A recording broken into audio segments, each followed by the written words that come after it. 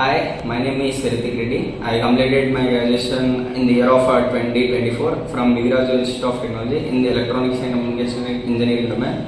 So I have joined Qspiders in the month of March 2025, and here I learned software testing, which are manual testing, automation testing, and apart from that I am the part of internship. So in the internship I learned API testing, mobile testing, and also automation testing in 5-link application. So Qspiders has helped me a lot to get a job here in this Qspiders.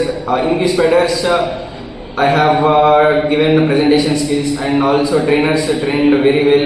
In grouping classes, they have presented how to present ourselves in the interview, and very thankful for the HRs for adding me in the companies and also motivating me for giving good in the companies. And I'm very thankful for the Qspiders for placing me in a good company.